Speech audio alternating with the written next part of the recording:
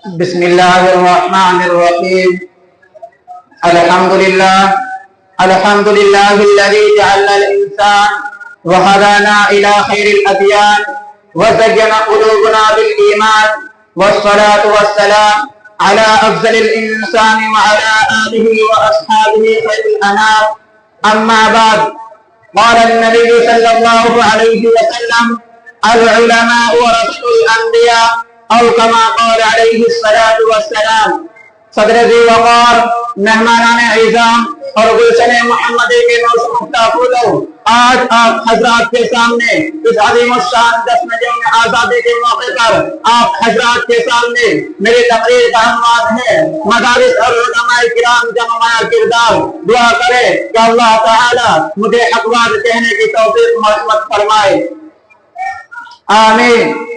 دوستو، اللہ تبارک و تعالی نے انسانوں کے رشتوں اور ہدایت کے لیے نبی اور رسول کو اس دنیا کے اندر مبعوث فرمایا، اور سیدنا حضرت آدم علیہ السلام سے لے کر آخری نبی آقائے نامدار، مدینے کے تاجدار، شہنشاہ دو عالم، تاجدار عرب، امام الانبیاء، سید المرسلین، احمد مجتبی، محمد مصطفیٰ علیہ صلی اللہ علیہ وسلم تک یہ سلسلہ دریا کی روانی اور موجوں کی دکھانے کی طرح چلا، اور آپ پر آتا ختم ہوا. پتا یہ چلا کہ اب اس دنیا کے اندر کوئی نبی اور رسول آنے والا نہیں ہے، اور انسانوں کی اصلاح کی ضرورت تو ہر دور میں پڑتی رہے گی. چنانچہ اللہ تبارک و تعالی نے اس ضرورت کو پورے کرنے کے لیے علماء کو انبیاء کا وارث بنا لیا اور اعلان کر دیا: العلماء ورثۃ الانبیاء، کہ علماء انبیاء کے وارث ہیں.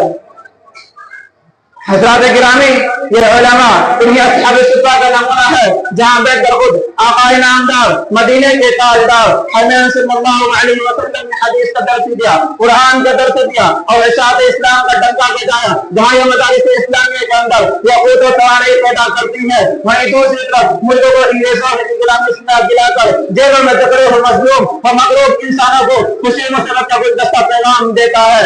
آزادی ہند میں انہی مدارس اسلامیہ کو نمایاں کردار رہا ہے، اور خاص طور سے ام المدارس دارالعلوم دیوبند نے دنیا اسلام کو وہ چیز دی جسے تاریخ کبھی فراموش نہیں کر سکتی. کسی شاعر نے تاریخ خود کہا ہے: اس بزم دلوں کے دیوانے ہر راہ سے پہنچے یزداں تک، اس بزم دلوں کے دیوانے ہر راہ سے پہنچے یزداں تک، ہے علم ہمارے افسانے دیوار چمن سے زندہ تک. 100 بار سوارا ہے ہم نے اس ملک کے گیسے برہن کو، 100 بار سوارا ہے ہم نے اس ملک کے گیسے برہن کو، یہ اہل جو بتلائیں گے کیا ہم نے دیا ہے عالم کو. دوستو، آزادی ہند کے خاطر بے شمار ایسے بے باک مجاہدین کو جنم دیا جنہوں نے انگریزی سامراج اور سپریم کورٹ کو للکارتے ہوئے خوف ڈر اور جھجک محسوس نہیں کیا. چنانچہ شیخ الہند حضرت مولانا محمود الحسن رحمۃ اللہ علیہ سے انگریزوں نے کہا کہ اے محمود، تم اپنے بات سے رجوع کر لو اور آزادی کی تحریک کو ختم کر دو، میں تمہیں آزاد کر دوں گا. ذرا سن لے، مرد مجاہد مولانا نے انگریزوں سے کہا کہ اے انگریز سن لے، میں نبی کا ثبوت اور حضرت بلال کا وارث ہوں. میں اپنے دین مذہب کے خاطر جسم کے خون کا ایک ایک قطرہ خندہ پیشانی کے ساتھ پیش کرنے کو تیار ہوں، مگر میں اپنی تحریک سے ہرگز باز نہیں آ سکتا. اس جواب پر مولانا کو انگریزوں نے وہ دردناک اور مناسب سزائیں دی جو دلوں کو دہلا دینے والی تھی، جسے یاد کرنے سے پتھر دل انسانوں کے آنکھوں سے آنسو اتر آتے ہیں. الغرض، ان مدارس کے اندر سادہ اور محدود محض زندگی گزارنے والے علماء کرام کا آزادی ہند میں اہم کردار رہا ہے. اے محبان وطن، اگر تمہیں آزادی کے متعلق واقعے کی تفصیل درکار ہے تو جاؤ بالا کوٹ کی پہاڑی سے پوچھو کہ مولانا اسماعیل شاہ دہلوی کون تھے. ماٹا کی کالی کوٹھیوں اور کالے پانی کی سلاخوں سے پوچھو کہ شیخ الہند حضرت مولانا محمود الحسن دیوبندی کون تھے، اور انڈیا کے جیلوں سے پوچھو کہ شیخ الاسلام حضرت مولانا حسین احمد مدنی کون تھے. دوستو، یہ سب کے سب انہی مدارس اسلامیہ کے نوزمیدہ اور نورسدہ گزار تھے، انہی چندستان مدارس کے پیدا شدہ درجمندہ قوم ملت تھے. دوستو، ذرا یاد کرو وہ وقت جس وقت قرآن کریم کے نصیب جلائے جا رہے تھے، مدرسوں پر بلڈوزر چلایا جا رہا تھا اور مسجدوں کو افضل بنایا جا رہا تھا، اور مسلمان عورتوں کی عزت لوٹی جا رہی تھی، اور مسلمانوں کی لاشوں کو توپوں اور بم بارود کے دھماکوں سے جھلسایا جا رہا تھا. تو بتاؤ، اس نازک دور میں اس ملک کی آبادی اور آبپاشی کس نے کی تھی؟ یہی سفید کرتا پاجامہ اور لمبی داڑھی والے علماء کرام تھے، جنہوں نے آزادی کی خاطر اپنے سینے میں گولیاں کو پیوست رکھے. اور اپنے سر میں کفن باندھ کر اپنے ہاتھوں کے انگلیوں کو دیواروں کے لبلبی پر رکھ دیا اور میدان جہاد میں یہ کہتے ہوئے کود پڑے کہ مقتل کی طرف اب جاتے ہیں، اے موت تیرے لب چوم کے ہم مقتل کی طرف اب ہم جاتے ہیں، اے موت تیرے لب چوم کے ہم جام شہادت پیتے ہیں، ساقی کی ادا پہ گھوم کے ہم بس میں عقیقے پروانے چہلوں سے محبت کرتے ہیں، اے عزیز تمہارے راہ ہم موت کی عزت کرتے ہیں۔ دوستو ذرا بتاؤ ان علماء کرام کو اس وقت کہاں سے ملا تھا؟ امت کا درد ان علماء کرام کے دل میں کہاں سے پیدا ہوا؟ میرے بھائیوں، یہ مدارس اسلامیہ کی دین ہے جو آج کہیں جھوپڑیوں کی شکل میں، کہیں چھوٹے عمارتوں کی شکل میں، اور کوئی بلند میناروں کی شکل میں، اور کوئی چھوٹے اور شاندار قلعوں کی شکل میں نظر آتا ہے۔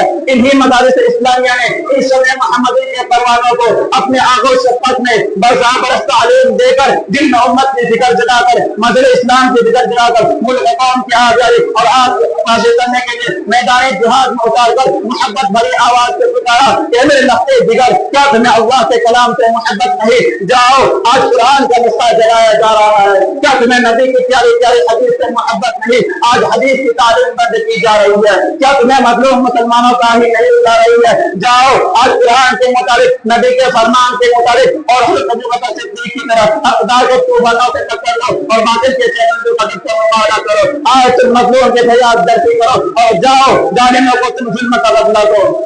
گردش دوران حدیث زمانہ نے اسلام اور اہل اسلام کو چیلنج کیا اور للکار سنایا اور مدارس کو نیست و نابود کرنے کی دھمکی دی، تو مدارس کی ان حالوں نے باطل کے چیلنج کو قبول کیا اور ہر دور میں مدارس ان جالوں نے باطل کا ڈٹ کر مقابلہ کیا۔